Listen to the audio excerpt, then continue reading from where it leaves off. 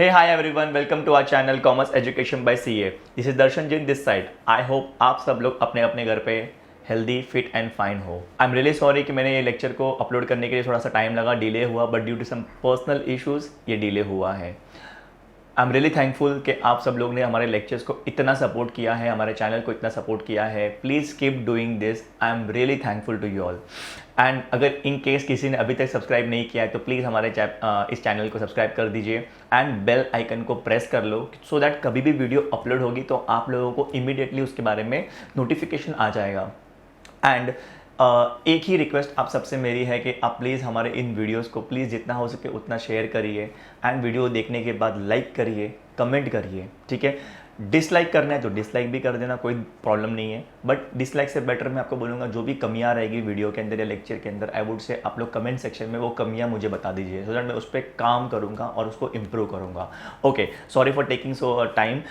Without wasting further time will start with the chapter number 5 that is deposit. अभी तक हम लोगों ने एसपी में चैप्टर नंबर 1, 2, 3, 4 कंप्लीट कर दिए हैं एंड उन सबकी वीडियोस यूट्यूब पे अवेलेबल है, ठीक है। चैप्टर नंबर 1, 2, 3 थोड़े से लेंदी थे, 4 से सब चैप्टर अभी शॉर्ट हो जाएंगे, मतलब इतने लेंदी नहीं होंगे। इन केस कोई स्टूडेंट बोलता है कि सर चैप्टर नंबर 3 के 2 वीडियो है या 3 वीडियो है, चैप्टर नंबर 2 के 2 वीडियो है, देखो आप लोगों को मैं क्वालिटी एजुकेशन दे रहा हूँ, मुझे भगा के पढ़ाने का ज़रा भी इंटरेस्ट नहीं है। सो आप लोग भी प्लीज़ कोऑपरेट करो और उन लेक्चर्स को पूरे देख लो, ओके। आपको एक अच्छे से अंडरस्टैंडिंग मिल जाएगी।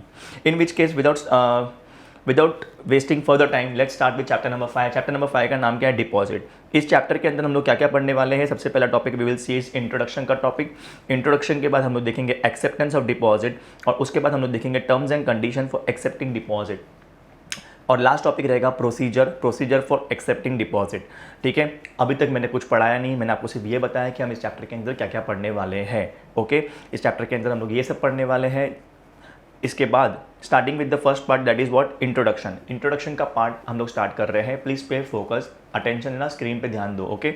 इंट्रोडक्शन के अंदर सबसे पहली चीज़ क्या आती है? सबसे पहली चीज़ आती है कि भाई सर डिपॉजिट आप पढ़ा रहे हो but why does company accept deposit? Company deposit लेती ही क्यों है? Why do company, what is the need? Company को ज़रूरत क्या पड़ी डिपॉजिट के लिए? सबसे पहली बात, कंपनी को हमेशा पैसों की ज़रूरत रहती है। सबसे पहली बात, कंपनी को हमेशा पैसों की ज़रूरत रहती है, इसलिए कंपनी कोई ना कोई सोर्स से पैसा इकट्ठा करने की कोशिश करती है, ओके।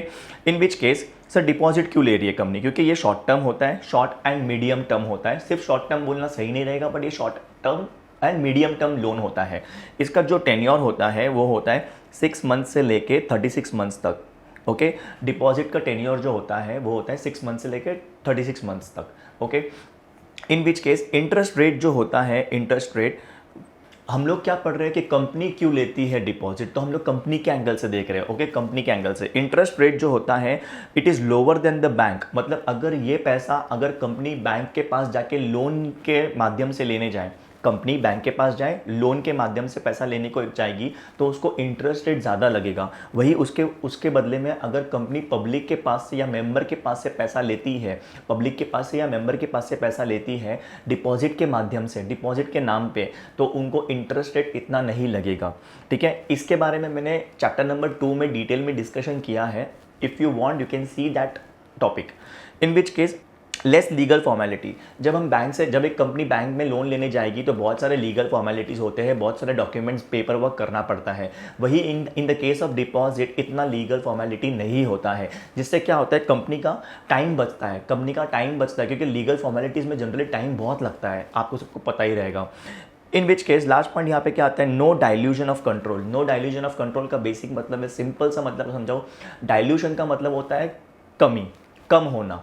कंट्रोल का मतलब होता है क्या? कंट्रोल का मतलब होता है कि कंपनी के अंदर कंट्रोल होना, मतलब डिसीजन मेकिंग में। अब एग्जांपल के तौर पे मैं अगर बताने जाऊंगा तो जब भी कंपनी डिपॉजिट इशू करती है, जब भी कोई भी कंपनी डिपॉजिट इशू करती है तो इन दैट केस कंपनी किसी को शेयर्स नहीं दे रही है। देखो कंट्रोल आता कैसे है किसी के पास, किसी भी पर्सन के पास कंट्रोल कैसे आता है? जब वो कंपनी के शेयर्स खरीदता है, जब वो कंपनी के शेयर्स खरीदेगा।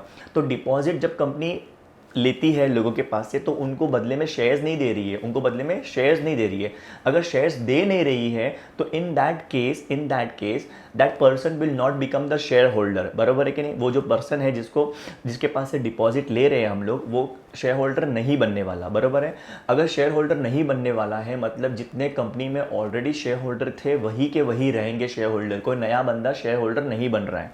बराबर है? तो इन शॉर्ट जो प्रॉफिट था वो डिपॉजिट एक्सेप्ट करने के बाद भी और पहले भी उतने ही लोगों में बंटने वाला है जितने शेयर होल्डर्स थे। सो इन विच केस जो डिपॉजिट होल्डर होता है उसको वोटिंग करने नहीं मिलेगा, उसको कंपनी में वोटिंग करने नहीं मिलेगा। तो कंट्रोल किसके पास रहने वाला है? शेयर होल्डर के पास। क्या कंट्रोल में कोई कमी होने वाली है उनकी? नहीं, उनके पास ही कंट्रोल रहेगा, कंट्रोल में कोई कमी नहीं होगी। इसे बोलते हैं no dilution of control. No dilution of control मतलब कंट्रोल में कोई, मतलब शेयर होल्डर का जो कंट्रोल था पहले वही का वही अभी कंट्रोल रहेगा। ठीक है? सो ये पॉइंट है। वापस से एक बार देखो, रिपीट करता हूँ मैं। Why does a company accept deposit? Company deposit क्यों ले रही है? क्योंकि कंपनी को पैसा चाहिए। ओके, कंपनी को शॉर्ट एंड मीडियम टर्म के लिए पैसा चाहिए, इसलिए यहाँ से लेगी।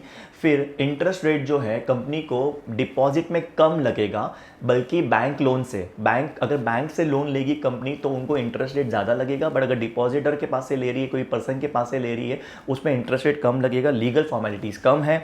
डाइल्यूजन ऑफ कंट्रोल मतलब there is no dilution of control, मतलब कंट्रोल कम नहीं होगा। Okay, in which case learning outcome इस चैप्टर से क्या है? हम इस चैप्टर को पढ़ने के बाद हमें क्या समझ आने वाला है? इस चैप्टर को पढ़ने के बाद हमारे लाइफ में क्या वैल्यू ऐड होगा, समझना। हम इस चैप्टर में क्या पढ़ेंगे? कौन सी company, which companies can accept deposit from public and member, मतलब कौन सी कंपनियां पब्लिक के पास से डिपॉजिट ले सकती है और कौन सी कंपनियां मेंबर के पास से डिपॉजिट ले सकती है। मेंबर का मतलब होता है शेयर होल्डर, मेंबर का मतलब होता है शेयर होल्डर। देखो, कंपनी चाहे तो जनरल पब्लिक, आम आदमी, आप, मैं, हमारे माता पिता या फिर कोई भी लोग, जनरल कोई भी, पब्लिक में सब आ गए, सब मतलब सब। ठीक है? लेकिन मेंबर मतलब सिर्फ शेयर होल्डर, उस कंपनी के जो शेयर होल्डर है उनके पास से ही। तो अभी कौन सी कंपनी है जो पब्लिक के पास से डिपॉजिट ले सकती है या फिर कौन सी कंपनी है जो मेंबर के पास से ही ले पाएगी? वो आपके और मेरे पास से नहीं ले पाएगी। समझ रहा है? अगर हमने उस कंपनी के शेयर्स खरीदे हैं तो हम भी मेंबर बन गए। बरोबर है कि नहीं? अगर आप और मैं जनरल पब्लिक है लेकिन आपने और मैंने उस कंपनी के शेयर्स खरीद लिए तो हम क्या बन गए? उस कंपनी के मेंबर। तो क्या वो कंपनी हमारे पास से डिपॉजिट ले पाएगी? हाँ, तब वो ले पाएगी। लेकिन जनरल पब्लिक के पास, जब हम आम आदमी हैं, तब हर कंपनी हमारे पास से डिपॉजिट एक्सेप्ट नहीं कर पाएगी। ठीक है? इसको मैं डिटेल में आगे डिस्कस करूंगा, डोंट वरी अबाउट इट। अब हम इस चैप्टर में ये पढ़ेंगे कि भाई डिपॉजिट एक्सेप्ट करने के लिए कंपनी को क्या क्या टर्म्स एंड कंडीशन फुलफिल करना पड़ता है। कुछ ना कुछ तो शर्तें होगी जो कंपनी को फुलफिल करनी होगी। फिर प्रोसीजर क्या होगा, प्रोसीजर क्या है, प्रोसेस क्या है डिपॉजिट एक्सेप्ट करने का। Okay, now starting with the main topic of this chapter, that is acceptance of deposit. अभी मैंने आपको इंट्रोडक्शन पढ़ाया, अभी इंट्रोडक्शन के बाद मैं आपको क्या पढ़ा रहा हूँ? Acceptance of deposit. Acceptance of deposit का मतलब क्या होता है? एक्सेप्टेंस ऑफ डिपॉजिट मतलब कंपनी को डिपॉजिट एक्सेप्ट करने के लिए क्या क्या रूल्स रेगुलेशन है। देखो, सबसे पहली बात क्या बोली गई है? All the company have to comply with, जितनी भी कंपनी है, जितनी मतलब सब मतलब सब कंपनी को क्या करना पड़ेगा? अगर कोई भी कंपनी डिपॉजिट अगर ले रही है किसी के पास से भी, मेंबर के पास से ले या पब्लिक के पास से ले, सुनो मेरी बात को वापस से, अगर कोई भी कंपनी है वो डिपॉजिट ले रही है किसके पास से? किसी के भी पास से, अगर वो डिपॉजिट ले रही है तो उनको क्या करना पड़ेगा? उनको सेक्शन नंबर 73 से लेके section number 76 of the companies act follow करना पड़ेगा। सेक्शन नंबर 73 से लेके सेक्शन नंबर 76 तक कंपनीज एक्ट का फॉलो करना पड़ेगा। उसके साथ साथ उन्हें कंपनी के अंदर डिपॉजिट के जो भी रूल्स है, कंपनीज एक्ट के अंदर रूल्स भी है जो 2014 में आए थे, 2014 में रूल्स आए थे, वो रूल्स भी उनको फॉलो करने पड़ेंगे। एंड फिर आरबीआई ने जो भी डायरेक्शन दिए हैं, जो भी डायरेक्टिव्स मतलब जो भी गाइडलाइंस दी है वो भी फॉलो करनी पड़ेगी। अब बात आती है कि सर आरबीआई की डायरेक्शन क्यों फॉलो करनी है? देखो, जनरली ये जो डिपॉजिट लेने का काम है वो कौन करता है? बैंक करती है। जनरली कौन करता है? डिपॉजिट लेने का या पैसा देने का, लोन देने का काम कौन करता है? बैंक करता है। बट अब यहाँ पे कौन कर रहा है? कंपनी। मतलब हम लोग ने बैंक वालों का बिजनेस कहीं ना कहीं, मतलब कंपनी ने बैंक वालों का बिजनेस भी करना चालू कर दिया। ऐसे ही है ना, ये बिजनेस जनरली कौन करता था? बैंक करती थी, अभी कौन कर रहा है? कंपनी कर रही है। तो मतलब हम लोगों ने कहीं ना कहीं उनके बिजनेस को अफेक्ट किया है। इसीलिए आरबीआई आई और आरबीआई बोलती है कि आप अगर हमारे लोगों का घर बंद कर रहे हो, मतलब हमारे लोगों का जो काम धंधा है वो बंद कर रहे हो, तो ऐसा नहीं चलेगा, आपके ऊपर हम लोग रूल्स डालेंगे। समझ रहे हैं आपको मेरी बात को? तो अभी मैं वापस से रिपीट कर रहा हूँ, जितनी भी कंपनी है जो डिपॉजिट एक्सेप्ट करने वाली है लोगों के किसी के भी पास से, उनको सेक्शन नंबर 73 से लेके 76 तक, ओके, किसका, कंपनीज एक्ट का फॉलो करना पड़ेगा। उनके जो रूल्स है, डिपॉजिट के जो रूल्स हैं वो फॉलो करने पड़ेंगे, और आरबीआई की गाइडलाइंस आरबीआई की गाइडलाइंस फॉलो करनी पड़ेगी। लेकिन एक्सेप्ट अभी अभी मैंने बोला सब कंपनी को कंप्लाई करना पड़ेगा, लेकिन अब मैं बोलता हूँ इन कंपनी को नहीं करना है। मतलब ये जो कंपनियां हैं उनको सेक्शन नंबर 73 से 76 नहीं फॉलो करना, उनको कंपनी के जो डिपॉजिट के रूल्स है वो फॉलो नहीं करने, और आरबीआई की जो डायरेक्टिव्स है वो भी फॉलो नहीं करनी। सर किंग को नहीं करनी है? Banking company. किंग को नहीं करनी है? बैंकिंग कंपनी, मतलब बैंक्स, जो बैंक्स होती है, एसबीआई बैंक आप देखते हो, पंजाब नेशनल बैंक देखते हो, आपने सुना रहेगा। इन सब बैंक्स जो, जिस भी बैंक आता है पीछे, state bank of India, okay, bank of Baroda, ठीक है, जहाँ भी बैंक आता है उनको ये जो रूल्स है वो फॉलो नहीं करने पड़ेंगे। एनबीएफसी क्या होता है? एनबीएफसी बैंक नहीं है, लेकिन बैंक का साया है, बैंक की परछाई है, बैंक जैसा ही काम करता है, लेकिन वो बैंक नहीं है। क्यों बैंक नहीं है? क्योंकि उसका बैंकिंग का लाइसेंस नहीं है। सर एग्जांपल तो दीजिए, जैसे कि आप लोगों ने टीवी पे ऐड देखा रहेगा, घर में पड़ा हो सोना तब का है कोरोना, अक्षय कुमार आता है ना उस साइड में। मुथूट फाइनेंस, बजाज फाइनेंस, हम जो ईएमआई या ईएमआई पे जब लेते हैं चीज़ों को, तब हम बजाज फाइनेंस से लेते हैं जनरली, ओके। तो ये सब एनबीएफसी है। हाउसिंग फाइनेंस कंपनी क्या होती है? ये भी एनबीएफसी है, ये भी नॉन बैंकिंग फाइनेंशियल कंपनी है, लेकिन इनका मेन काम क्या है? घर बनाने के लिए लोन देना, घर बनाने के लिए लोन देना। जैसे कि सर एलआईसी की housing finance company, LIC housing finance company and such other company as CG will specify. मतलब मैं क्या बोल रहा हूँ, मैंने पहले बोला सब कंपनी को सब कंपनी को ये सब रूल्स फॉलो करने पड़ेंगे, ओके। सब कंपनी को ये सब कंडीशंस फॉलो करनी पड़ेगी, ये सब फॉलो करना पड़ेगा, बराबर है कि नहीं? लेकिन अब मैं क्या बोल रहा हूँ, ध्यान देना, अब मैं बोल रहा हूँ कि इनको एक्सेप्ट इनके, मतलब बैंक को फॉलो करना है, बैंकिंग कंपनी को क्या ये रूल्स फॉलो करने पड़ रहे हैं? नहीं, इनको नहीं करना है। एनबीएफसी को क्या फॉलो करना पड़ेगा? नहीं, ये लोग भी नहीं करेंगे। हाउसिंग फाइनेंस कंपनी, क्या ये लोग ये रूल्स एंड रेगुलेशन को, ये जो कंपनीज एक्ट का सेक्शन 73 है, क्या इनको फॉलो करना है? नहीं, इनको भी नहीं करना। एंड सर ये सच अदर मतलब क्या होता है? सच अदर मतलब आज की डेट पे सीजी, सेंट्रल गवर्नमेंट ने कुछ भी नहीं बोला इनके बारे में। सच अदर कंपनी, क्या बोल रहा हूँ मैं? सच अदर कंपनी के बारे में आज की डेट पे सेंट्रल गवर्नमेंट ने कुछ भी नहीं बोला। इसमें कौन सी कंपनी है वो अभी तक नहीं बोला, लेकिन फ्यूचर में अगर गवर्नमेंट को लगता है कि इसमें किसी कंपनी को डालना है जिनके ऊपर डिपॉजिट का जो भी रूल्स एंड रेगुलेशन है वो अप्लाई ना हो, तो सेंट्रल गवर्नमेंट डाल सकती है, ओके। इसका मैं अगर बेसिक मतलब दूँ तो बोलो एक्सेट्रा, ठीक है, एक्सेट्रा, ठीक है। तो सर हमारे दिमाग में ये चल रहा है कि इन कंपनी को क्यों नहीं फॉलो करना डिपॉजिट का, क्योंकि अगर मैं आपको सिंपल लैंग्वेज में बताने जाऊँ ना, तो इनका मेन काम क्या है? लोगों से पैसा लेना, लोन देना, ओके। अब आप मुझे बताओ, अगर आप बैंक में डिपॉजिट करने जाते हो पैसा, या बैंक में एफडी करवाने जाते हो, तो इन दैट केस अगर बैंक वाला बोलता है अरे नहीं, मुझे तो पहले कंपनी का रूल फॉलो करना पड़ेगा, मुझे प्रोसीजर फॉलो करने पड़ेंगे, बराबर है कि नहीं? आरबीआई का जो डायरेक्शंस है वो सब फॉलो करना पड़ेगा। आपको लग नहीं रहा उसमें बहुत टाइम वेस्ट होगा? क्योंकि बैंक के पास तो बहुत कस्टमर आते हैं डिपॉजिट करवाने के लिए, है कि नहीं? बैंक हो गया, एनबीएफसी हो गया, या फिर नेशनल हाउसिंग फाइनेंस कंपनी, ठीक है, हाउसिंग फाइनेंस कंपनी जो होती है। तो ये लोग का तो मेन काम धंधा ये है, तो ये लोग बार बार रूल फॉलो करने बैठेंगे कि भाई धंधा करने बैठेंगे, बिजनेस करने बैठेंगे, बराबर है कि नहीं? सो इन दैट केस इसीलिए इनके ऊपर एप्लीकेबल नहीं है। तो ये था कि कौन सी कंपनी, कंप्लाई का मतलब होता है फॉलो करना, कंप्लाई का मतलब होता है फॉलो करना। तो सब कंपनी को ये सब फॉलो करना पड़ेगा except banking company, housing finance, NBFC, other company SCG में प्रिस्क्राइब्ड। अब आगे बढ़ते हैं। अब कंपनी जो है किसके पास से डिपॉजिट एक्सेप्ट कर सकती है? किसके पास से कंपनी डिपॉजिट एक्सेप्ट कर सकती है कंपनियां? तो उसमें क्या बोला गया? अगर आप प्राइवेट कंपनी हो, अगर आप एक प्राइवेट कंपनी हो तो इन दैट केस आप मेंबर के पास से डिपॉजिट एक्सेप्ट कर सकते हो। अगर एक प्राइवेट कंपनी हो तो आप मेंबर के पास से डिपॉजिट एक्सेप्ट कर सकते हो, आप अपने डायरेक्टर के पास से डिपॉजिट एक्सेप्ट कर सकते हो, आप अपने जो रिलेटिव है डायरेक्टर के जो रिलेटिव है आप अपने मेंबर के पास से कर सकते हो। मैं किसकी बात कर रहा हूँ? प्राइवेट कंपनी अपने डायरेक्टर के पास से, अपने मेंबर के पास से एक्सेप्ट कर सकती है, अपने डायरेक्टर के पास से एक्सेप्ट कर सकती है डिपॉजिट, और डायरेक्टर का अगर रिलेटिव है उसके पास से भी आप एक्सेप्ट कर सकते हो, ठीक है। मेंबर का मतलब शेयर होल्डर होता है, मैं फिर से रिपीट कर रहा हूँ। पब्लिक, अगर आप एक पब्लिक कंपनी हो, अगर आप एक पब्लिक कंपनी हो तो आप सिर्फ मेंबर के पास से और डायरेक्टर के पास से ही डिपॉजिट एक्सेप्ट कर सकते हो। अगर आप एक पब्लिक कंपनी हो तो आप अपने मेंबर के पास से या फिर डायरेक्टर के पास से ही डिपॉजिट एक्सेप्ट कर सकते हो, बराबर है।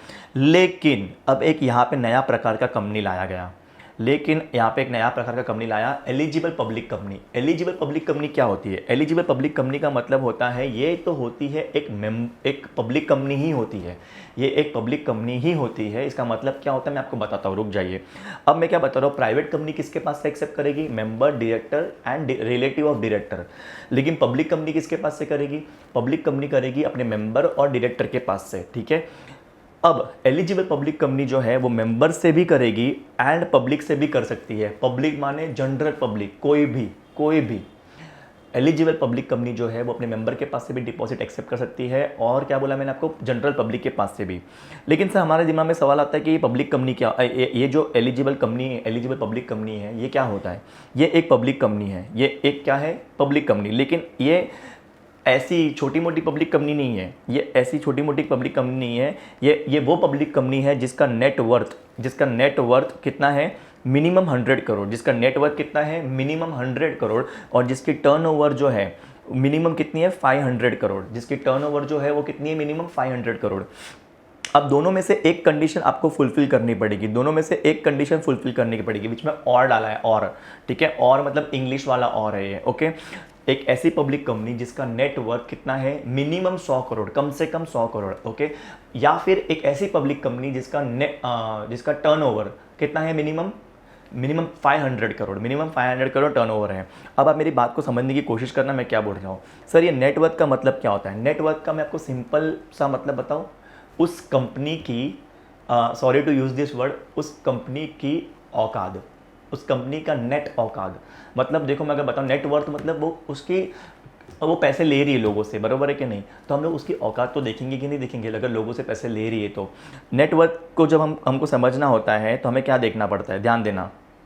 नेटवर्थ को और अच्छी लैंग्वेज में बोलने जाओ तो कंपनी के ओनर्स का कितना पैसा है, कंपनी का खुद का पैसा कितना है, कंपनी अगर कल उठ के कंपनी बंद होती है तो उसके पास कितना पैसा है वो हम चेक कर रहे हैं, बराबर है। कंपनी की एक्चुअल वैल्यू क्या है, नेटवर्थ एक्चुअल वैल्यू क्या है। अब वो चेक करने के लिए हमें क्या देखना पड़ता है? Paid up share capital plus free reserves plus securities premium. मैं वापस से बोल रहा हूँ, paid up share capital plus free reserves plus securities premium minus दिख रहा है, माइनस क्या? Accumulated losses, deferred expenditure, miscellaneous expenses. वापस से एक बार, पेड अप शेयर कैपिटल मैंने आपको चैप्टर नंबर 3 में पढ़ा दिया है। फ्री रिजर्व्स क्या होते हैं? फ्री रिजर्व मतलब जनरल रिजर्व, अपना रिटेन अर्निंग्स। सिक्योरिटीज प्रीमियम मतलब क्या? अगर 100 का शेयर था, अगर 100 रुपये का शेयर था और कंपनी ने कितने में बेचा? 105 में। 100 रुपये का शेयर था और कंपनी ने कितने में बेचा? कंपनी ने कितने में इशू किया उसको, वो हम क्या बोलेंगे? 105 में इशू किया है। 100 रुपये का फेस वैल्यू था, 105 में इशू किया है, तो इसमें 5 रुपये एक्स्ट्रा है, इसको प्रीमियम बोलते हैं। और ये प्रीमियम कहाँ पे जाता है? सिक्योरिटीज प्रीमियम में। ये भी चैप्टर नंबर 3 में मैंने पूरा डिस्कस किया हुआ है। सर आप ऐसे बोल रहे हो चैप्टर नंबर 3 में किया है, आप इसमें पढ़ा नहीं रहे हो। अब मैं वापस से वो कंटेंट पढ़ा सकता नहीं हूँ, आपको चैप्टर नंबर 3 में जाइए, आराम से वो वीडियो को फॉरवर्ड करके देख लीजिए। अब सर हमारा सवाल उठता है एक्यूमुलेटेड लॉसेस क्या है? कंपनी ने बिजनेस किया, कंपनी को पिछले सालों में कुछ लॉस हुआ रहेगा, सपोज पिछले 4 साल में लॉस हुआ है, चारों सालों में लॉस हुआ है, तो इन दैट केस उसको हम क्या बोलेंगे? एक्यूमुलेटेड लॉसेस, जमा हुआ लॉसेस। फिर डिफर्ड एक्सपेंडिचर का मतलब क्या होता है कि खर्चा कर लिया है बट उसके बेनिफिट नहीं मिले, समझ रहा है? खर्चा कर लिया है बट उसके क्या बोलते हैं उसको, अपना बेनिफिट्स नहीं मिले। मिसलेनियस एक्सपेंसेस मतलब क्या? कंपनी बनाने में या फिर कोई शेयर इशू किया है, इन सब में खर्चा होता है। कंपनी बनाने में या कंपनी के शेयर इशू करते हैं उसमें खर्चा होता है, बहुत सारे कॉन्ट्रैक्ट्स कंपनी करती है, तो उन सबको हम लोग मिसलेनियस एक्सपेंस में डालते हैं। तो जब भी कंपनी को अपना नेटवर्थ कैलकुलेट करना होता है तो वो ऐसे करेगी, ओके। सर हमको ये एग्जाम के लिए याद करना है, 1-2 बार रीड कर लो, ज़्यादा नहीं, ठीक है। अब आपको क्या याद रखना है कि एलिजिबल पब्लिक कंपनी क्या होती है? एलिजिबल पब्लिक कंपनी क्या होती है? जिसका नेटवर्थ 100 करोड़ का है मिनिमम, या फिर जिसका टर्नओवर मिनिमम 100 करोड़ का, टर्नओवर मिनिमम 100 करोड़ का है। सर टर्नओवर का मतलब क्या होता है? सेल्स। अगर एक पब्लिक कंपनी जिसकी नेटवर्थ मिनिमम 100 करोड़ है या फिर उसकी टर्नओवर मिनिमम 500 करोड़ है, प्लस प्लस अगर उन्होंने प्रायर अप्रूवल लिया है, प्रायर का मतलब पहले से ही अप्रूवल लिया है किसका, शेयर होल्डर का, और कौन सा अप्रूवल, स्पेशल रेजोल्यूशन। अगर वो कंपनी का नेटवर्थ 100 करोड़ है या फिर उसका टर्नओवर 500 करोड़ है एंड उन्होंने अगर पहले से ही शेयर होल्डर का, पहले से ही बोलना ज़्यादा ज़रूरी है, प्रायर उन्होंने अप्रूवल लिया है किसका, शेयर होल्डर का, बाय पासिंग स्पेशल रिजोल्यूशन, तो वो जनरल पब्लिक को, तो वो कंपनी जनरल पब्लिक के पास से डिपॉजिट एक्सेप्ट कर सकती है। ओके, आई होप मैंने अच्छे से ये समझा दिया आपको। इन विच केस अब हमने ये तो समझ लिया कि भाई कौन सी कंपनी किसके पास से डिपॉजिट एक्सेप्ट कर सकती है, ये हमने समझ लिया। अब डिपॉजिट एक्सेप्ट करने के लिए कुछ टर्म्स एंड कंडीशंस हैं, डिपॉजिट एक्सेप्ट करने के लिए भी कुछ टर्म्स एंड कंडीशंस हैं। जैसे कि सबसे पहला टर्म्स एंड कंडीशन में आता है, सबसे पहला पॉइंट क्या आता है, अमाउंट ऑफ डिपॉजिट। देखो यहाँ पे 20 पॉइंट है, 20 पॉइंट्स है, 20 कंडीशंस है। What I am trying to say you is, इस आंसर में टर्म्स एंड कंडीशंस के अंदर कितने पॉइंट्स है, 20 पॉइंट्स है, 20 पॉइंट्स है। पहला पॉइंट हम लोग कर रहे हैं, पहला कंडीशन क्या है, अमाउंट ऑफ डिपॉजिट। क्या है, amount of deposit. Sir private company कितना पैसा डिपॉजिट के नाम पे ले सकती है, प्राइवेट कंपनी किसके पास से लेती है, पहली बात तो ये समझो, प्राइवेट कंपनी किसके पास से लेती है, प्राइवेट कंपनी लेती है पैसा मेंबर के पास से, डायरेक्टर के पास से, या फिर रिलेटिव ऑफ डायरेक्टर के पास से।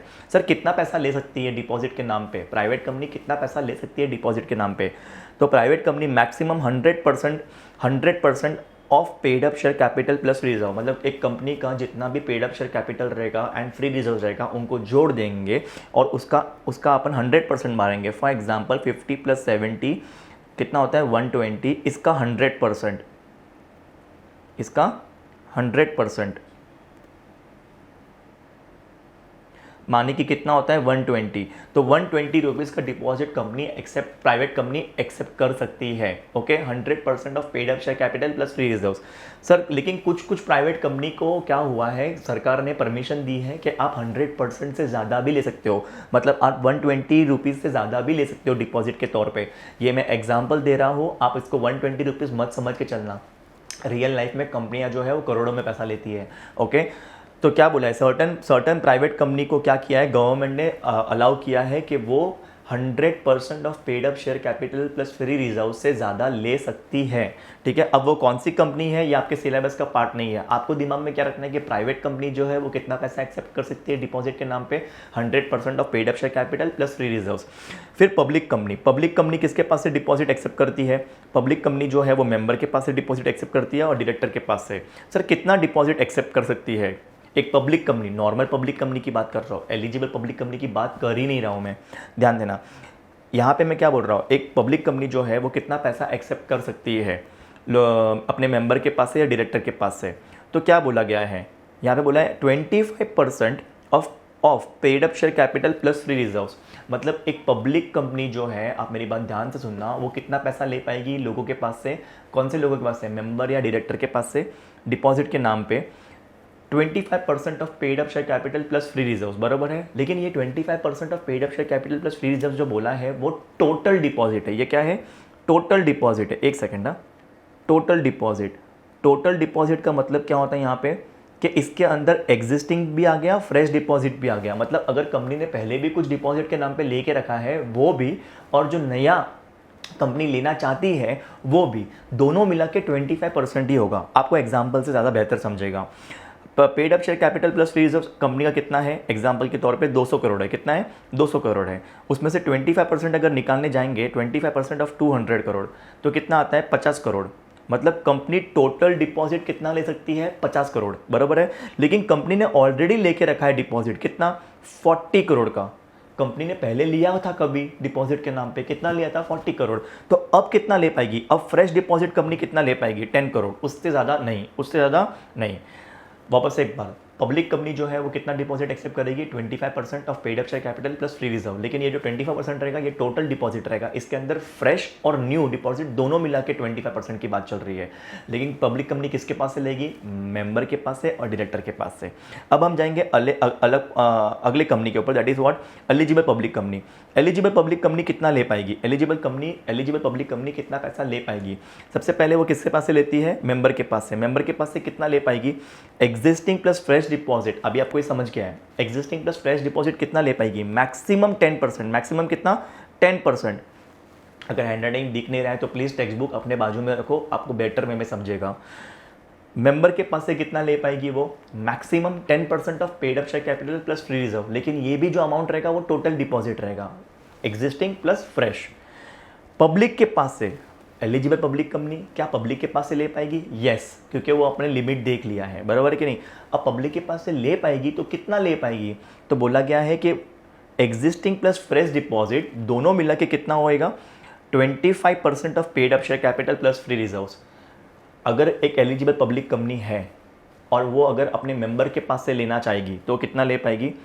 10%, मैक्सिमम 10% मेंबर के पास से। लेकिन अगर एलिजिबल पब्लिक कंपनी को पब्लिक के पास से लेना है तो कितना ले पाएंगे? Maximum 25% of paid up share capital plus free reserves. एक बात याद रखना, ये लिमिट जो है वो क्या है? एग्जिस्टिंग और फ्रेश डिपॉजिट दोनों मिला के है, ओके। अब यहाँ पे आपको एक चीज़ समझना चाहिए कि 35% हो रहा है। अगर कोई पूछेगा कि एलिजिबल पब्लिक कंपनी कितना डिपॉजिट एक्सेप्ट कर सकती है, तो कुल मिला के 35%, लेकिन उसमें क्या है? बाइफिकेशन, 10% यहाँ से, 25% यहाँ से। आई होप आपको ये समझा रहेगा। आगे बढ़ते हैं। गवर्नमेंट कंपनी कितना डिपॉजिट एक्सेप्ट कर सकती है? पब्लिक के पास से maximum 35% of paid up share capital. Government company जो है वो पब्लिक के पास से डिपॉजिट एक्सेप्ट कर सकती है। कितना कर सकती है? 35% of paid up share capital plus free reserves. I hope ये इंपॉर्टेंट पॉइंट आपको एकदम क्लियरली समझा रहेगा। नेक्स्ट पॉइंट पे जाता हूँ। नेक्स्ट पॉइंट क्या है? Period of deposit. Period of deposit मतलब सर अगर एक कंपनी डिपॉजिट एक्सेप्ट करती है तो कितने पीरियड के लिए एक्सेप्ट करेगी? जनरली डिपॉजिट का जो टेन्योर होता है, जो पीरियड होता है वो कितना होता है? 6 मंथ से लेकर 36 मंथ्स का होता है। जनरली डिपॉजिट का जो टेन्योर होता है, पीरियड जो होता है, मैच्योरिटी टाइम, वो कितना? मिनिमम 6 महीना, मैक्सिमम 36 महीना।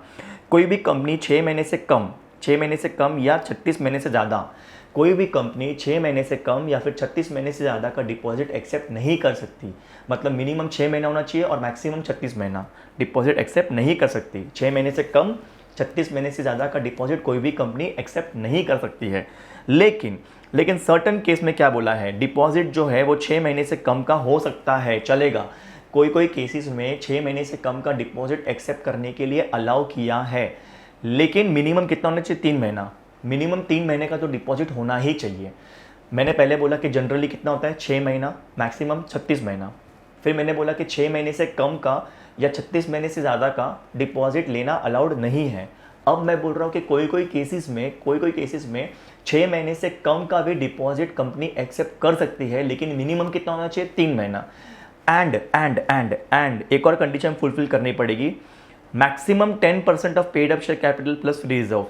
मतलब जो डिपॉजिट का जो अमाउंट रहेगा वो कितना होना चाहिए? Maximum 10% of paid up share capital plus free reserves, okay.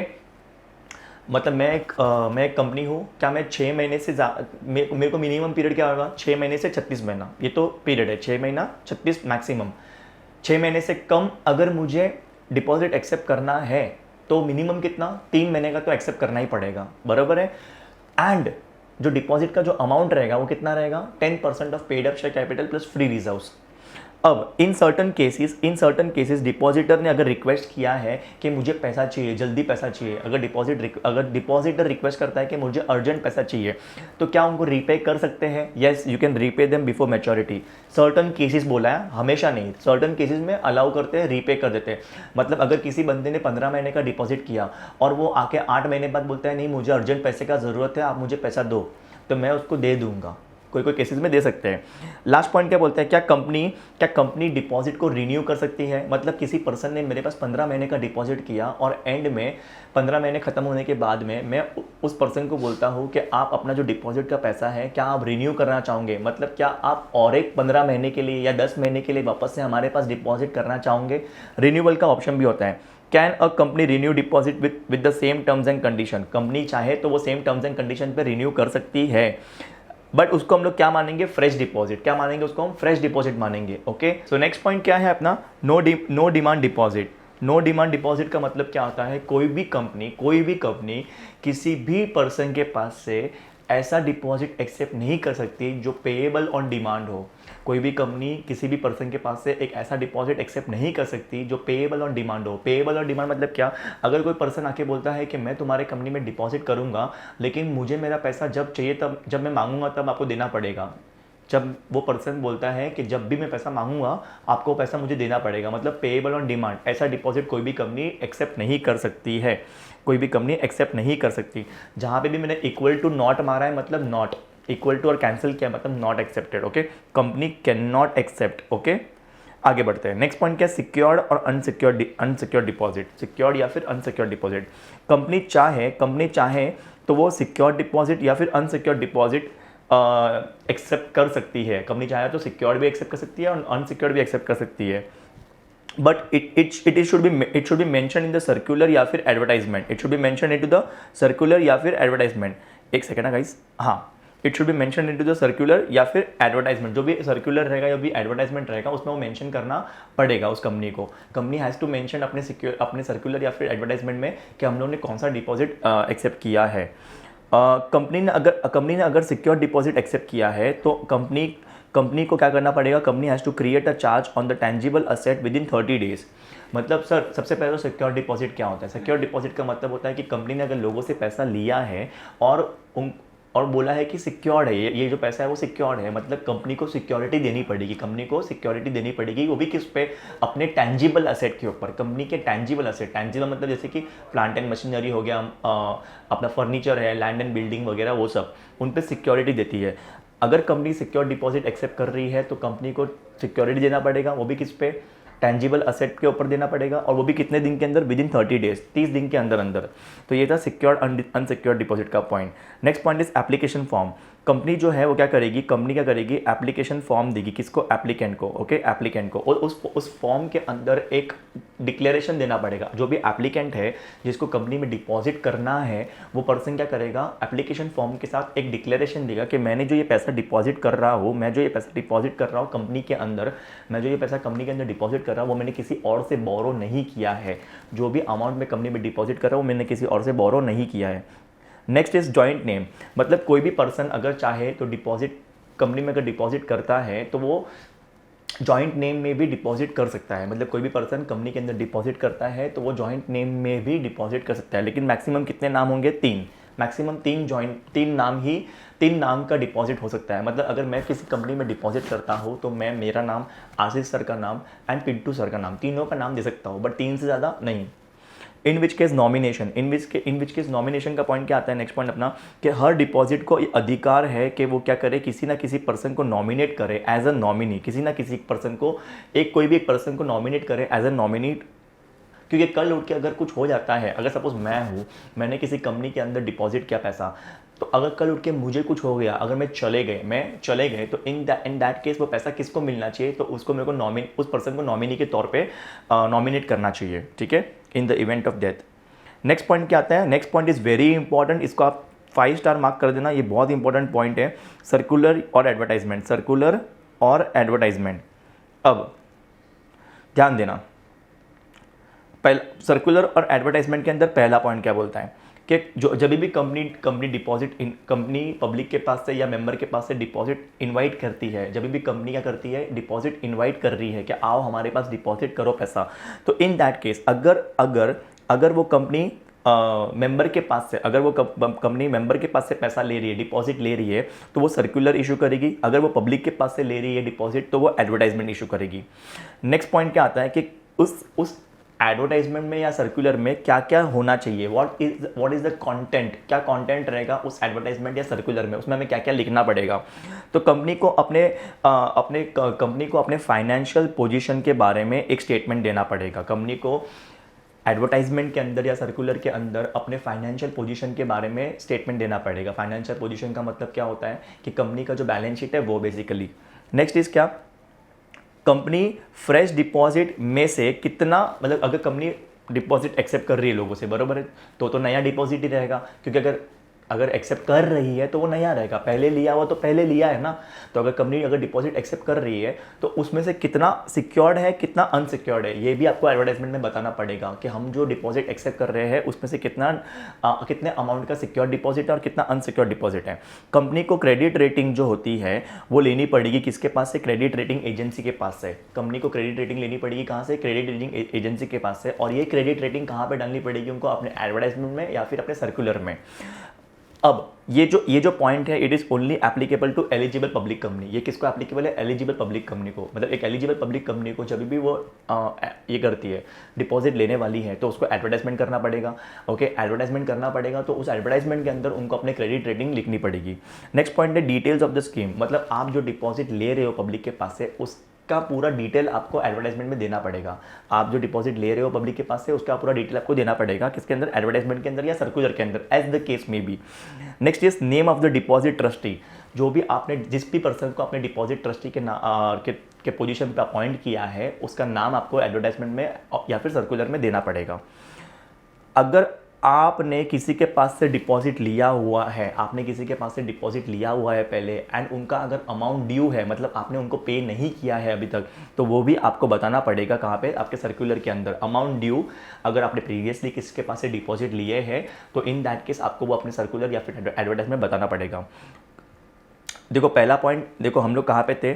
Circular या एडवर्टाइजमेंट के अंदर। उसके अंदर पहला पॉइंट क्या था? कंपनी कब सर्कुलर इशू करेगी एंड कब एडवर्टाइजमेंट करेगी। तो अगर मेंबर को करेगी तो सर्कुलर, और अगर पब्लिक को कर रही है तो एडवर्टाइजमेंट। फिर हमने देखा कंटेंट कि इस एडवर्टाइजमेंट के अंदर क्या क्या लिखना चाहिए, इस एडवर्टाइजमेंट या सर्कुलर के अंदर क्या क्या आएगा। फिर हम अभी देख रहे हैं फाइलिंग ऑफ द सर्कुलर। अब ये सर्कुलर या जो एडवर्टाइजमेंट जो रहेगी वो आपको क्या करना पड़ेगा? फाइल करना पड़ेगा। किसको? ROC को। और ये जो सर्कुलर रहेगा या फिर जो एडवर्टाइजमेंट रहेगी, it should be signed by the all the director. उसके ऊपर साइन होनी चाहिए किसकी? सबके सब डायरेक्टर की। और ये किसको फाइल करना है? ROC मतलब registrar of company. Company will file, company file करेगी किसको? ROC को। नेक्स्ट पॉइंट क्या है? इशू ऑफ द सर्कुलर या एडवर्टाइजमेंट। अब आपने एक बार ROC को दे दिया, आपने एक बार ROC को फाइल कर दिया आपका सर्कुलर या फिर एडवर्टाइजमेंट। उसके 30 डेज़ के बाद आपको क्या करना है? आपको ये जो सर्कुलर है या जो एडवर्टाइजमेंट है वो आपको इशू करना है, आपको वो इशू करना है। ओके। और दूसरी बात, कंपनी जो है सर्कुलर या एडवर्टाइजमेंट कैसे इशू करेगी, मतलब कैसे देगी? तो रजिस्टर्ड पोस्ट से देगी, या फिर स्पीड पोस्ट से देगी, या तो फिर ईमेल के द्वारा देगी। ओके, एक बात वापस से समझना, एडवर्टाइजमेंट या सर्कुलर जो भी है वो ROC को देने के 30 दिन के बाद कंपनी जो है वो मेंबर को या पब्लिक को एडवर्टाइजमेंट या सर्कुलर इशू करेगी। उसके बाद वो कैसे इशू करेगी? कैसे माध्यम से? रजिस्टर्ड पोस्ट, ईमेल या फिर स्पीड पोस्ट के माध्यम से। फिर ये जो कंपनी है वो अपना जो एडवर्टाइजमेंट है, एडवर्टाइजमेंट की बात चल रही है, सिर्फ एडवर्टाइजमेंट, सर्कुलर की बात नहीं चल रही है। एडवर्टाइजमेंट जो है वो क्या करेगी कंपनी, कैसे करेगी? तो वो न्यूज़पेपर में करेगी। कहाँ पे करेगी? न्यूज़पेपर। एक इंग्लिश न्यूज़पेपर या फिर एक वर्नैकुलर। वर्नैकुलर का मतलब होता है रीजनल। एक इंग्लिश न्यूज़पेपर में करना पड़ेगा एंड एक रीजनल न्यूज़पेपर। जैसे कि अपना स्टेट महाराष्ट्र है, तो रीजनल मतलब कौन सा लैंग्वेज? मराठी में करना पड़ेगा। और वो सर रीजनल वो जो पेपर रहेगा, जो रीजनल पेपर न्यूज़पेपर है, ठीक है, जैसे कि लोकमत, वो ऐसा पेपर होना चाहिए जिसका महाराष्ट्र अपना जो स्टेट है, ठीक है, उस स्टेट का उसमें स्प्रेड ज़्यादा होना चाहिए। मतलब वो जो पेपर है वो पूरे महाराष्ट्र में बिकना मांगता है। ओके, सो ये जो पॉइंट था वो क्या था? इशू ऑफ सर्कुलर और एडवर्टाइजमेंट। नेक्स्ट पॉइंट क्या आता है इसके अंदर ही? वैलिडिटी ऑफ द सर्कुलर या एडवर्टाइजमेंट। मतलब ये जो सर्कुलर है, जो एडवर्टाइजमेंट है, जो हम लोगों ने पब्लिक को या मेंबर को इशू किया है, इसकी वैलिडिटी कितनी रहेगी? 90 डेज। कितनी रहेगी? 90 डेज। एक सेकेंड, सॉरी, 90 डेज नहीं, I want to correct myself, 90 days नहीं, 6 महीना from the end of financial year. मतलब आपका जब फाइनेंशियल ईयर एंड हो रहा है वहाँ से लेके 6 महीने तक की उसकी वैलिडिटी रहेगी। या फिर when the AGM is held. देखो फाइनेंशियल ईयर एंड होता है 31 मार्च को, ठीक है, 31 मार्च को, और 6 महीना देखेंगे तो कहाँ होता है? 30 सितंबर को। 6 महीना, 6 मंथ्स। ओके, और डेट ऑफ AGM, जब आपकी AGM आपने रखी है, AGM मतलब annual general meeting, which ever is earlier. मतलब सपोज अगर AGM रखी, क्या बोलते हैं उसको, अपना 31 अगस्त को, बराबर है, तो 6 महीना मतलब ये पूरा टाइम 30 सितंबर तक का, बराबर है। लेकिन 31 अगस्त को आपने AGM रख ली है, तो विच एवर इज अर्लियर, तब तक उसकी वैलिडिटी रहेगी। उसके बाद वो वैलिड नहीं कहा जाएगा। अगर आपको उसके बाद करना है तो आपको नया सर्कुलर या एडवर्टाइजमेंट इशू करना पड़ेगा। तो कंटेंट का पूरा पॉइंट मैंने आपको समझा दिया है, कंटेंट या फिर एडवर्टाइजमेंट का पूरा पॉइंट मैंने आपको समझा दिया है। ये पॉइंट बहुत इंपॉर्टेंट है। सर्कुलर या एडवर्टाइजमेंट जो है, सर्कुलर या एडवर्टाइजमेंट का जो पॉइंट है वो बहुत इंपॉर्टेंट है। उसके ऊपर शॉर्ट नोट आ सकती है। उसके अंदर ही कितने पॉइंट है? पहला पॉइंट था अपना इनवाइट ऑफ डिपॉजिट, दूसरा पॉइंट था कंटेंट, तीसरा पॉइंट था फाइलिंग ऑफ द सर्कुलर या एडवर्टाइजमेंट, चौथा पॉइंट क्या था अपना यहाँ पे? इशू करना, किसको? मेंबर को या पब्लिक को। फिर पांचवा पॉइंट अपना इसके अंदर ये क्या था कि वैलिडिटी क्या रहेगी। अब अपन नेक्स्ट पॉइंट पे जाते हैं, appointment of deposit trustee. Deposit trustee को अपॉइंट करते हैं। फोर्थ चैप्टर में हमने डिबेंचर ट्रस्टी को अपॉइंट किया था, फिफ्थ चैप्टर में हम किसको अपॉइंट कर रहे हैं, डिपॉजिट ट्रस्टी को। अब ध्यान देना, अगर जब कब करना है, अगर पब्लिक कंपनी हो तब या फिर एलिजिबल पब्लिक कंपनी हो। अगर आपने क्या किया है, मेंबर के पास से डिपॉजिट एक्सेप्ट किया है, आपने मेंबर के पास से क्या किया है, मेंबर या पब्लिक के पास से आपने सिक्योर डिपॉजिट लिया है। क्या लिया है, सिक्योर डिपॉजिट लिया है, ठीक है। तो इन दैट केस क्या होगा, कंपनी जो है वो क्या करेगी, इट विल अपॉइंट वन और मोर पर्सन, एक या एक से ज़्यादा पर्सन को अपॉइंट करेगी एज डिपॉजिट ट्रस्टी उसको अपॉइंट करेगी, ठीक है। जब कंपनी ने क्या किया है, सिक्योर डिपॉजिट एक्सेप्ट किया है, ठीक है, तब क्या होगा, कंपनी को अपॉइंट करना पड़ेगा एक डिपॉजिट ट्रस्टी को। किसको अपॉइंट करना पड़ेगा, डिपॉजिट ट्रस्टी को, एक या एक से ज़्यादा।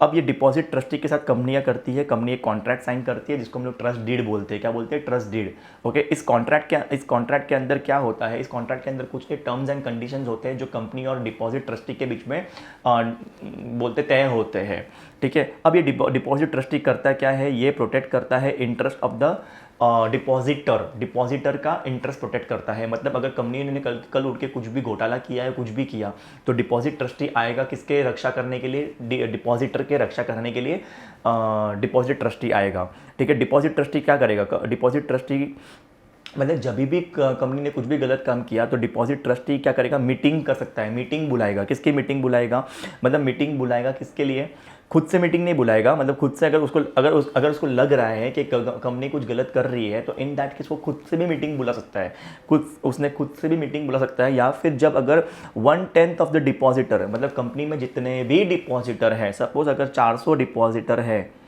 कंपनी के अंदर और उसका 1/10 निकालने जाएंगे तो कितना आएगा, 10 कट 40 डिपॉजिटर अगर रिक्वेस्ट करते हैं, अगर 40 डिपॉजिटर अगर डिपॉजिट ट्रस्टी को रिक्वेस्ट करते हैं कि तू मीटिंग कंडक्ट कर, तो in that case deposit trustee meeting conduct करवाएगा। और ये कब होता है, जब कंपनी ने रीपे नहीं किया डिपॉजिट, ओके। अब ये जो डीड बनती है, ये डीड को ये डीड पे साइन होती है, दोनों की, कंपनी की भी होती है, डिपॉजिट ट्रस्टी की भी होती है, बराबर है कि नहीं। ये डीड कब बननी चाहिए, ये डीड बनती है 7 days before issuing the circular और एडवर्टाइजमेंट। जब भी कंपनी सर्कुलर या एडवर्टाइजमेंट इशू करती है उसके 7 दिन पहले ये डीड बन जानी चाहिए, आई होप ये समझा रहेगा डिपॉजिट ट्रस्टी का पॉइंट। डिपॉजिट ट्रस्टी कोई नहीं है, एक नॉर्मल सा पर्सन है जो क्या करता है, डिपॉजिटर की रक्षा करता है। इंपॉर्टेंट पॉइंट यहाँ पे ये आता है कि कंपनी डिपॉजिट ट्रस्टी कब अपॉइंट करती है, जब कंपनी ने सिक्योर डिपॉजिट लिया है। नेक्स्ट पॉइंट क्या आता है, create charge on the asset. Create charge on the asset के अंदर क्या आता है, create charge on the asset का मतलब है, देखो जहाँ पे मैंने लिखा है प्राइवेट कंपनी और कैंसलेशन, जहाँ पे मैंने ये लिखा है प्राइवेट कंपनी और कैंसलेशन, मतलब वो पॉइंट प्राइवेट कंपनी को एप्लीकेबल नहीं है, वो पॉइंट प्राइवेट कंपनी को फॉलो करने की ज़रूरत नहीं है। अब ध्यान देना, कंपनी ने क्या एक्सेप्ट किया, कंपनी ने सिक्योर डिपॉजिट एक्सेप्ट किया, कहाँ से, पब्लिक के पास से। कंपनी ने सिक्योर डिपॉजिट एक्सेप्ट किया पब्लिक के पास से। कंपनी को उसके 30 दिन के अंदर, जिस दिन कंपनी ने एक्सेप्ट किया वहाँ से लेके 30 दिन के अंदर कंपनी को क्या करना पड़ेगा, चार्ज क्रिएट करना पड़ेगा टेंजिबल असेट के ऊपर। कंपनी को चार्ज क्रिएट करना पड़ेगा टेंजिबल असेट के ऊपर, मतलब सिक्योरिटी देनी पड़ेगी। और उसका जो अमाउंट रहेगा वो अमाउंट कितना होना चाहिए, it shall not be less than the amount of deposit accepted. मतलब जितना आपने लोगों से डिपॉजिट एक्सेप्ट किया है, ठीक है, जितना आपने लोगों से डिपॉजिट एक्सेप्ट किया है उतना अमाउंट का तो आपको सिक्योरिटी देना पड़ेगा, मतलब जो आपका असेट जो रहेगा वो उतने अमाउंट का तो होना चाहिए। लेकिन मिनिमम अमाउंट कितनी होगी, मिनिमम अमाउंट ऑफ सिक्योरिटी कितनी रहेगी, मतलब मिनिमम अमाउंट ऑफ सिक्योरिटी पता है कितनी रहेगी, अमाउंट ऑफ डिपॉजिट माइनस कितना, इंश्योरेंस। मतलब जितना डिपॉजिट एक्सेप्ट किया है और जितने का इंश्योरेंस मिला है उसको माइनस करना पड़ेगा, उतने अमाउंट का तो मिनिमम उसको क्या मिलना चाहिए, सिक्योरिटी मिलना चाहिए। सिक्योरिटी जो होता है वो हम किसके फेवर में करेंगे क्रिएट, सिक्योरिटी, एक सेकेंड ना, it shall be created in the favour of deposit trustee के फेवर में ये सिक्योरिटी क्रिएट करनी पड़ेगी। आई होप आपको ये पॉइंट समझा रहेगा। डिपॉजिट इंश्योरेंस क्या होता है, जो कंपनी है, उन्होंने लोगों से डिपॉजिट एक्सेप्ट किया, डिपॉजिट एक्सेप्ट किया। अब उन डिपॉजिटर को कंपनी क्या करती है, उन डिपॉजिटर के पैसे डूब ना जाए इसलिए उनके लिए इंश्योरेंस लेती है।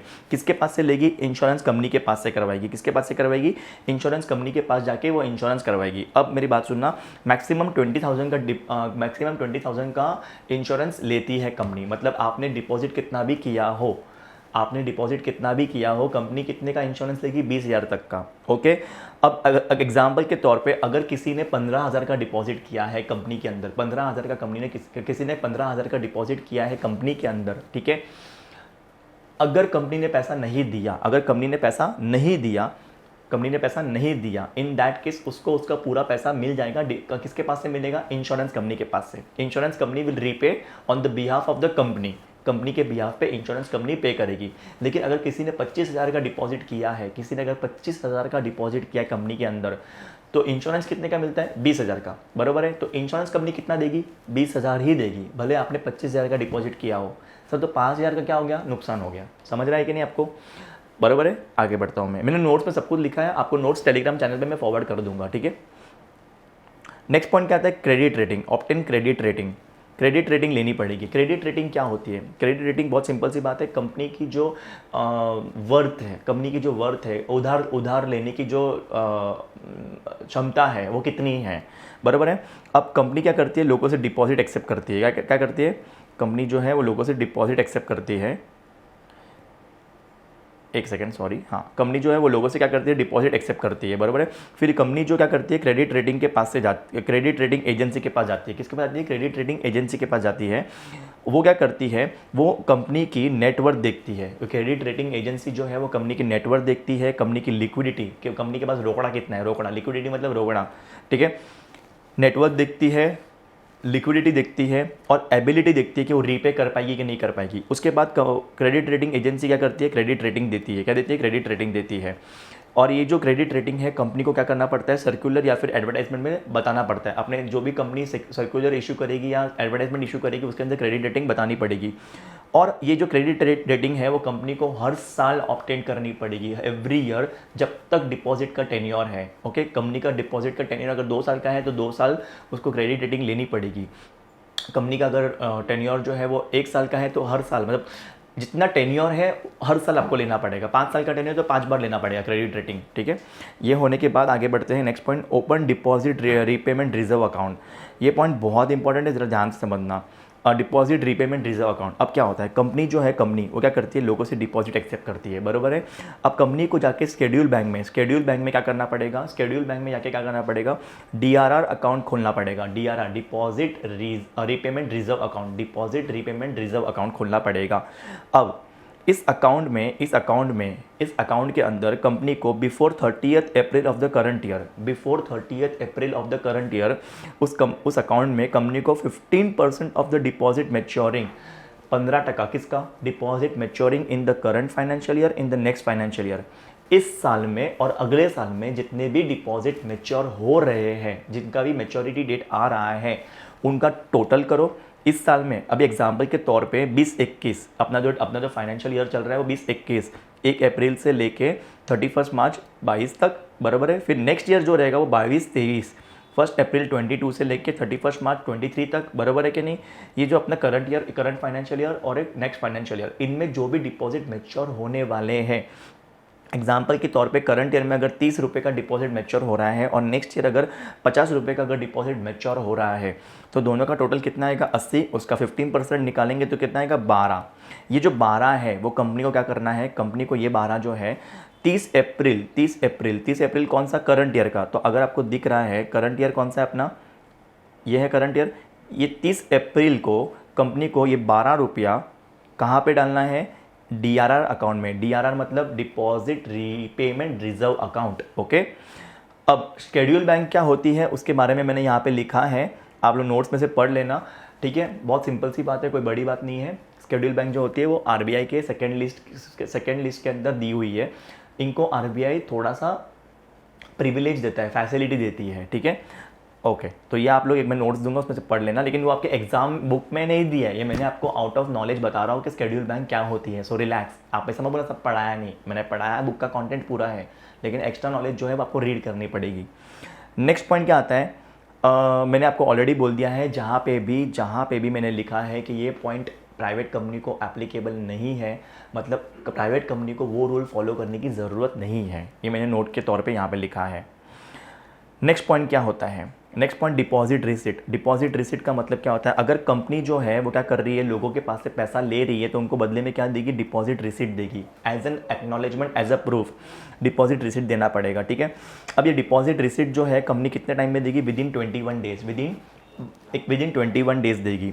जिस दिन पैसा आया वहाँ से लेके 21 डेज के अंदर डिपॉजिट रिसिट के ऊपर क्या रहेगी, साइन रहेगी, किसकी, बीओडी में से, बोर्ड ऑफ डायरेक्टर में से जिस भी डायरेक्टर को अथॉरिटी दी है, परमिशन दी है, उसकी साइन रहेगी कि भाई तेरा काम है डिपॉजिट रिसिट पे साइन करना, जिसको भी ये पावर दिया है वो साइन करेगा उसके ऊपर।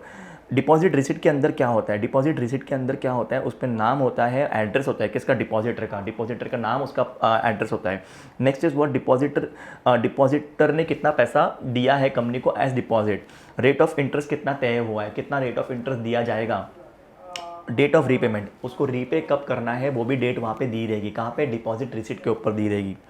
तो ये था डिपॉजिट रिसिट का पॉइंट। डिपॉजिट रिसिट के बाद आता है register of deposit. Register of deposit का मतलब क्या होता है, जब भी कंपनी डिपॉजिट को एक्सेप्ट करती है या रिन्यू करती है, जब भी कोई भी कंपनी डिपॉजिट को एक्सेप्ट करती है या रिन्यू करती है, तो उसका जो डिटेल्स होता है किसका, डिपॉजिट का और डिपॉजिटर का। डिपॉजिट का मतलब कितना पैसा आया है, कितना रेट ऑफ इंटरेस्ट है, वो सब, और डिपॉजिटर का मतलब उसका नाम, अता पता वगैरह, उसका ऑक्यूपेशन, ये सब 7 दिन के अंदर, डिपॉजिट रिसिट देने के 7 दिन के अंदर, डिपॉजिट रिसिट अपन ने दिया ना अभी, उसके 7 दिन के अंदर ये सब डिटेल्स जो है कहाँ पे जाएगा, वो एक रजिस्टर में जाएगा। उस रजिस्टर का नाम होता है register of deposit, register of deposit नाम होता है, उसके अंदर जाएगा। और वो जो रजिस्टर होता है वो कहाँ पे रहता है, रजिस्टर्ड ऑफिस में रहता है, ठीक है।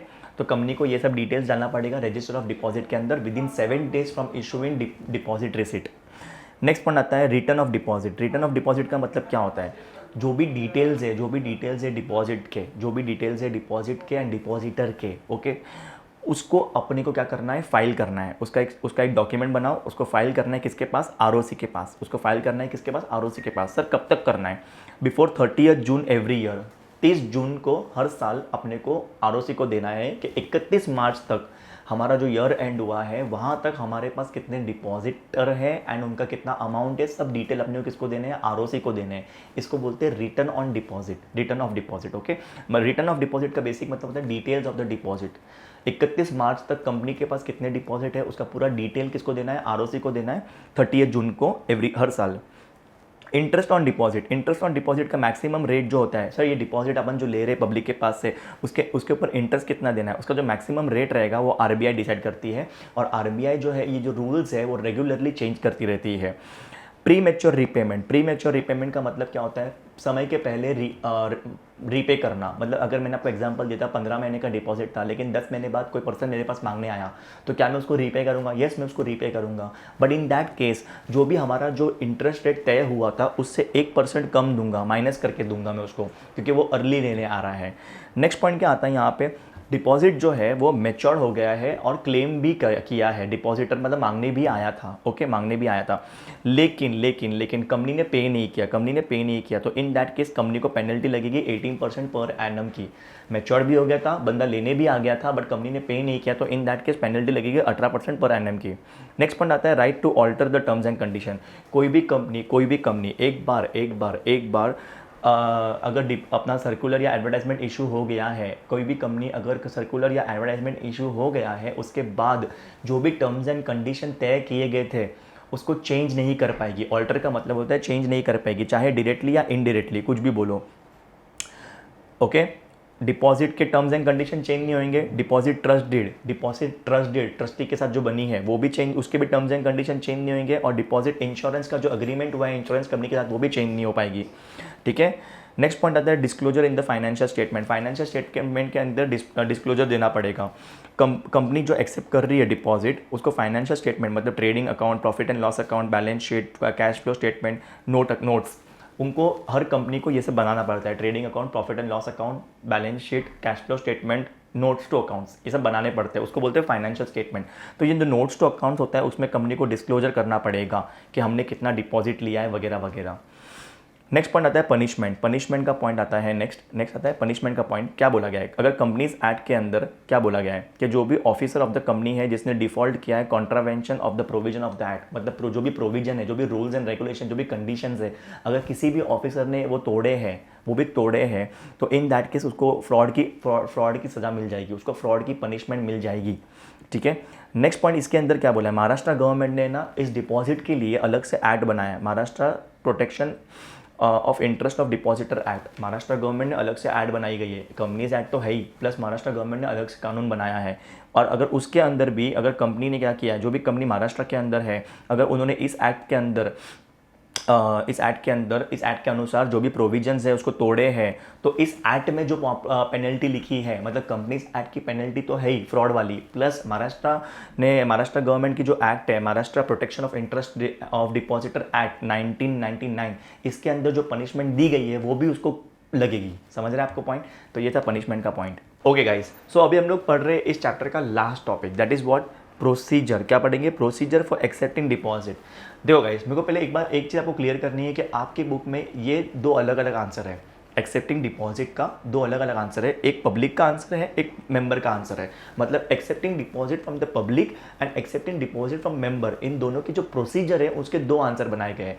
अगर आप टेक्स्ट बुक से देखोगे ना तो आपको समझ आएगा कि दोनों के अंदर 15 पॉइंट है और दोनों एकदम सिमिलर हूबहू आंसर है, सेम टू सेम। मैंने आपका टाइम कम करने के लिए और इजी करने के लिए दोनों आंसर को एक में मर्ज कर दिया है। कोई भी चीटिंग नहीं है, कोई भी कट कुट नहीं किया है, मैंने पूरा का पूरा पढ़ाया है।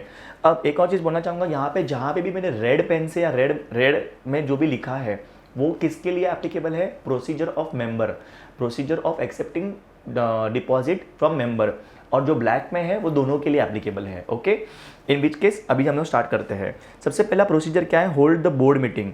सबसे पहला प्रोसीजर क्या है? Holding board meeting. अब ये प्रोसीजर क्यों है? हम लोग डिपॉजिट ले रहे हैं लोगों के पास से, इसके लिए प्रोसीजर तो फॉलो करना पड़ेगा। सबसे पहले बोर्ड मीटिंग होल्ड करनी पड़ती है। क्यों करनी है बोर्ड मीटिंग होल्ड? क्योंकि हमें पहले तो क्या करना है, एक रेजोल्यूशन पास करना है। We need to pass a resolution कि हमें डिपॉजिट एक्सेप्ट करना है, या तो फिर पब्लिक या फिर मेंबर। देखो, जब भी कोई भी डिसीजन लेना होता है तो पहले बोर्ड मीटिंग होती है, बोर्ड मीटिंग होती है और उसमें सब डायरेक्टर बैठ के डिसीजन लेते हैं। अब इस बोर्ड मीटिंग में लोग क्या डिसीजन लेंगे? वो लोग डिसीजन लेंगे कि डिपॉजिट एक्सेप्ट करना है पब्लिक के पास से या मेंबर के पास से, पहले ये डिसाइड होगा।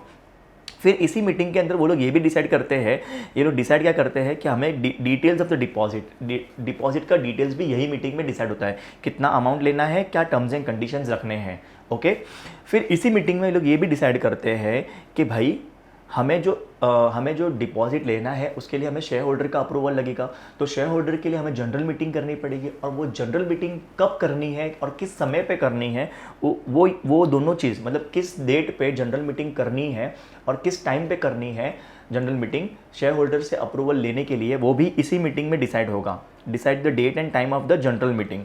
तो ये जो बोर्ड मीटिंग हम कर रहे हैं वो क्यों कर रहे हैं? हम सबसे पहले ये बोर्ड मीटिंग कर रहे हैं ये डिसीजन लेने के लिए कि हमें डिपॉजिट लेना है पब्लिक के पास से या मेंबर के पास से। दूसरा, इसी बोर्ड मीटिंग में हम क्या डिसाइड करेंगे? Amount of the deposit and terms and condition of the deposit. और last but not the list, हमें इसी मीटिंग में ये भी डिसाइड करना है कि जनरल मीटिंग जो शेयर होल्डर के पास से जो अप्रूवल लेना है उसकी जो जनरल मीटिंग है वो कौन से दिन पे करेंगे और कौन से समय पे करेंगे। नेक्स्ट पॉइंट आता है होल्डिंग द जनरल मीटिंग। हम लोगों ने ऊपर ही तय कर दिया था कि जनरल मीटिंग कब रखनी है, तो अब हम क्या कर रहे हैं? जनरल मीटिंग को रख रहे हैं, होल्ड कर रहे हैं। अब ये जनरल मीटिंग क्यों रखी है? हमें जनरल मीटिंग क्यों रखी है? हमें अप्रूवल चाहिए शेयर होल्डर के पास से। अब ये अप्रूवल कैसे आएगा? हमें स्पेशल रेजोल्यूशन पास करना पड़ेगा, और स्पेशल रेजोल्यूशन पास करना पड़ेगा। स्पेशल रेजोल्यूशन का मतलब क्या होता है? 75% वोट जो होने चाहिए वो हमारे फेवर में होने चाहिए।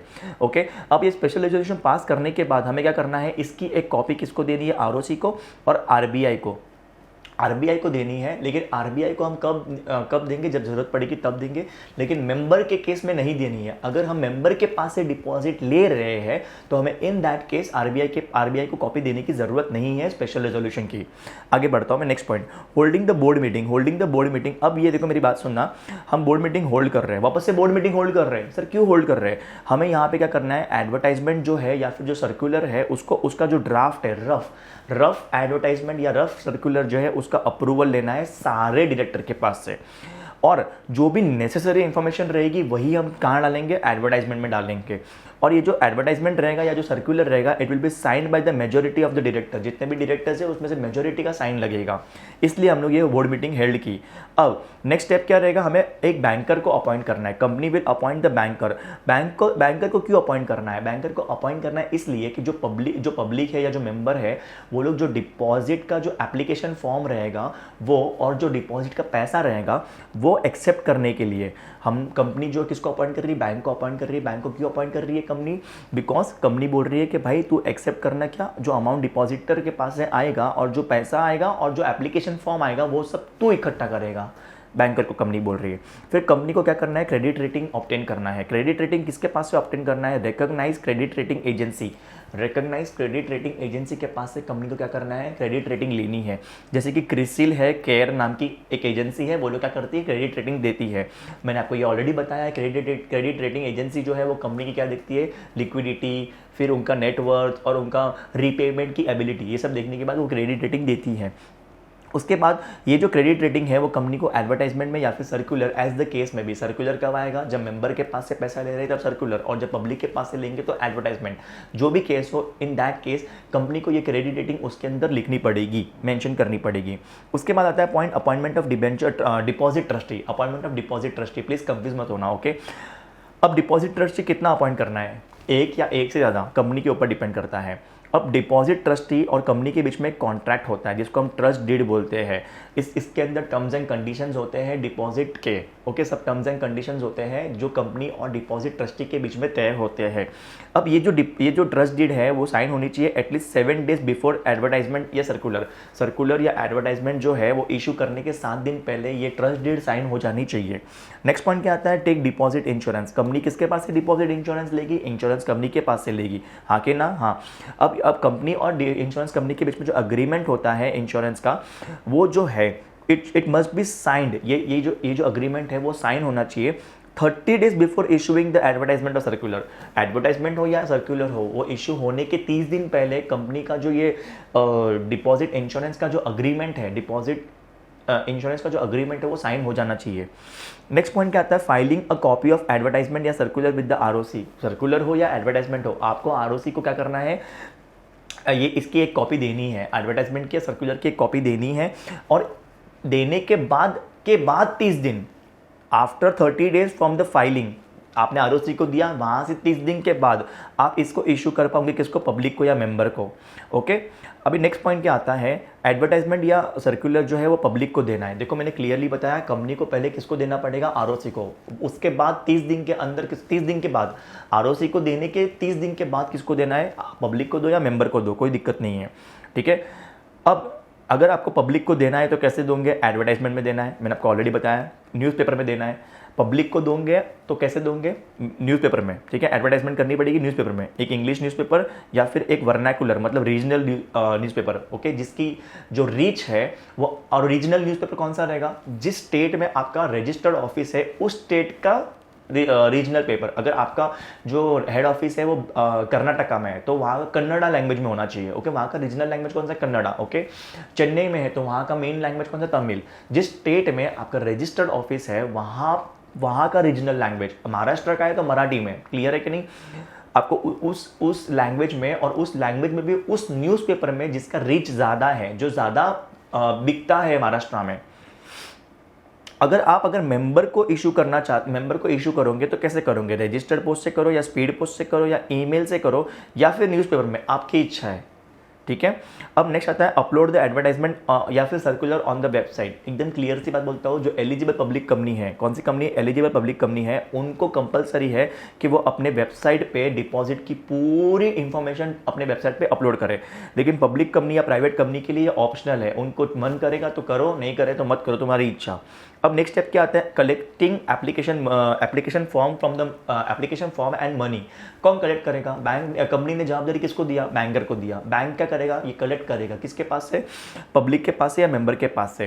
क्या क्या एक्सेप्ट करना है उसको, बैंकर क्या क्या कलेक्ट करेगा, एप्लीकेशन फॉर्म और डिपॉजिट का मनी। और ये जो पैसा या एप्लीकेशन फॉर्म आने के बाद बैंकर है किसको देगा, कंपनी को देगा। इशू डिपॉजिट रिसिप्ट, अब क्या करना है, अब कंपनी के पास पैसा भी आ गया, एप्लीकेशन फॉर्म भी आ गया, ठीक है। अब कंपनी क्या करेगी, डिपॉजिट का अमाउंट आ जाने के बाद, कंपनी क्या करेगी, 21 दिन के अंदर 21 डेज के अंदर पब्लिक या मेंबर जो भी केस हो उनको क्या देगी, डिपॉजिट रिसीट देगी। फिर create charge on the asset. अब क्या हो रहा है, पब्लिक या मेंबर ये लोग क्या करते हैं, कंपनी को सिक्योर डिपॉजिट, मतलब कंपनी क्या कर रही है, सिक्योर डिपॉजिट ले रही है, सिक्योर डिपॉजिट ले रही है, तो कंपनी को क्या करना पड़ेगा, सिक्योरिटी देना पड़ेगा, बराबर है कि नहीं। सिक्योरिटी कितने दिन के अंदर देना है, 30 डेज, हम लोग ऑलरेडी डिस्कस कर चुके हैं। कंपनी को सिक्योरिटी देना पड़ेगा। सिक्योरिटी देना मतलब कंपनी क्या करेगी, मेंबर और पब्लिक जो भी हो उनको चार्ज देगी, चार्ज मतलब अधिकार देगी कंपनी के असेट के ऊपर, ठीक है। और ये जो चार्ज होता है ना, ये पता है किसके नाम पे बनता है, ये बनता है डिपॉजिट ट्रस्टी के नाम पे, ओके।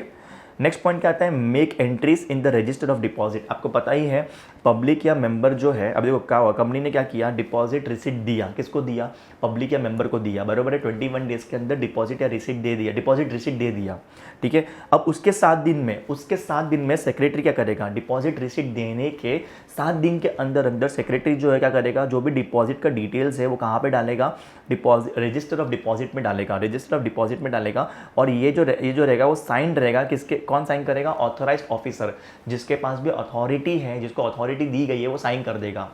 सेक्रेटरी डालेगा, क्या डालेगा, डिपॉजिट का पूरा डिटेल्स, डिपॉजिटर का डिपॉजिट का डिटेल्स कहाँ पे डालेगा, रजिस्टर ऑफ डिपॉजिट में डालेगा, और उसमें साइन रहेगी ऑथराइज्ड ऑफिसर की। नेक्स्ट पॉइंट आता है filing of return of deposit. अब मेरी बात ध्यान से सुनना, ये जो डिपॉजिट अपन ने लिया है उसका पूरा डिटेल्स जो है उसका एक रिटर्न देना पड़ेगा। रिटर्न मतलब पूरा एक डॉक्यूमेंट बना के सबमिट करना पड़ेगा, किसको, आरओसी को। किसको सबमिट करना है, आरओसी को। रिटर्न ऑफ डिपॉजिट का मतलब बेसिकली एकदम सिंपल भाषा में बोलूँ तो डिटेल्स है डिपॉजिट का, डिपॉजिटर का, मतलब इस डिपॉजिट को लेके जो भी डिटेल्स है, ठीक है, उसका जो उसका आपको एक डॉक्यूमेंट बनाना पड़ेगा, और डॉक्यूमेंट किसको देना है, आपको आरओसी को देना है। लेकिन ये डिपॉजिट कब तक के, 31 मार्च तक, हर साल 31 मार्च तक कंपनी के पास जितने भी डिपॉजिट है उसका पूरा डिटेल्स देना पड़ेगा आरओसी को। 31 मार्च तक जितने डिपॉजिट है, बट ये जो रिटर्न है वो कब तक देना है आरओसी को, 30 जून। कंपनी देगी कब आरओसी को, 30 जून को, ओके। बट जो डिटेल्स है वो कब तक के होंगे, 31 मार्च तक के। क्लियर है कि नहीं।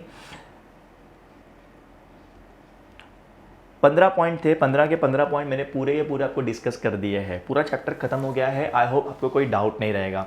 अगर आपको लेक्चर देख के पसंद आया है तो आप इस वीडियो को लाइक करोगे और कमेंट करोगे कि आपको ये वीडियो पसंद आया है।